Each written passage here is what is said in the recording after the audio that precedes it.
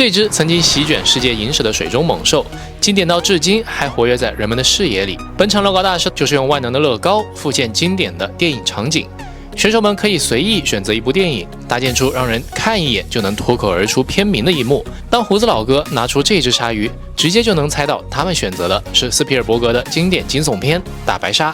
作为影迷，吃人的大白鲨冲出海面，血盆大口、满嘴尖牙的画面可是再熟悉不过了。短短的10小时内，两位胡子老哥复刻出大白鲨中最经典的场景，四周蔚蓝的波纹围栏完美模拟了深海场景。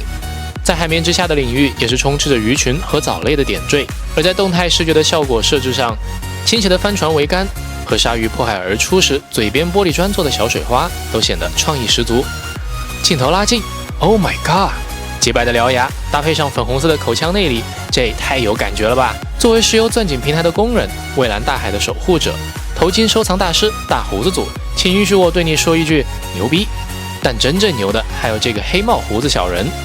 作为创作者的勇敢意志体现，他手持长矛，准备与鲨鱼搏斗，为整个作品留下了独特的情感共鸣。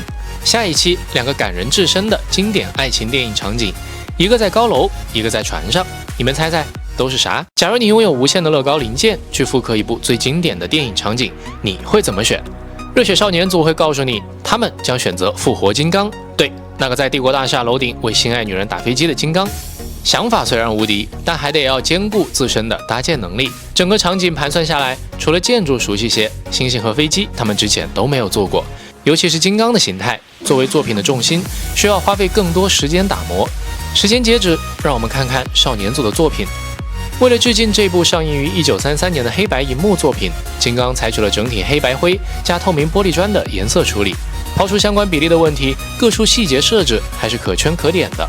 穹顶和罗马柱的帝国大厦，面部狰狞愤怒的金刚，以及复古的双层翼飞机，都很容易让人联想到电影里的场景。可是因为搭建主体结构耗时太多的缘故，作品缺乏其他细节的点缀烘托，让整体感觉稍显脱离。影片中悲怆无力的氛围没有得到表达，但黑白风格绝对算得上是点睛之笔。评委也评价颇高。You know what? I'll tell you what I am the most impressed with. The fact that you guys decided to go black and white. That is the boldest thing you have done in LEGO Masters to date. 通常伟大爱情故事都拥有着悲剧内核，为爱付出生命的还有那个快乐的小李子，哦不是 Jack。自负小哥组选择了泰坦尼克号。为了着重表现出两人的甜蜜场景，他们有取舍地选择去掉整体船身的搭建，突出船头和背景。因为嫌弃人仔表现力不够，不能展现他们艺术家般的创作能力，他们亲自搭建了 Rose 和 Jack。这是什么造型啊？这可能是小李子被黑的最惨的一次。且不说两人的脸几乎是一模一样的，连相拥在一起在风中晃动的两人也是显得十分的鬼畜。主持人忍不住发出拷问。最后还是提及一下作品的尺寸及比例问题了。如果按照人仔为参照物，船起码要比现在大50倍。万能的乐高总是能复刻各种可能，让你不得不感叹小砖块的神奇。本期乐高大师任务是复现经典的电影场景。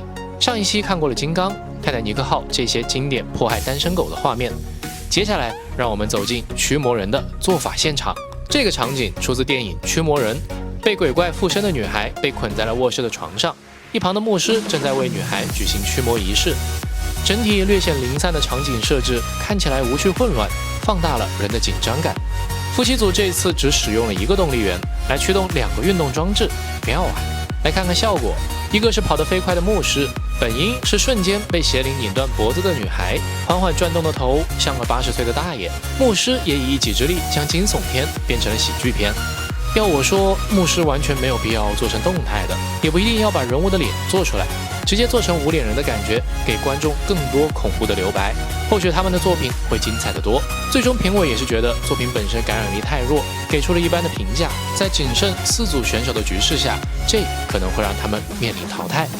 来到了最终的评比阶段，评委认为表现最好的2组分别是少年组和胡子组，创意十足的黑白金刚，无可挑剔的大白鲨。最后少年组赢得了比赛，而剩下2组则自动垫底，面临淘汰。自负小哥虽然人物比例和造型不尽人意，但完成度却比夫妻组好上不少，所以最后出局的是夫妻俩。唉，可惜了他们的想法。如果不想着炫技，花费大量时间去做运动系统，可能会有不一样的结果吧。下一期半决赛来临，这一季目前最壮观的建筑即将出现，时间火车从史前时代跨越至未来，4大史诗场景依次上演。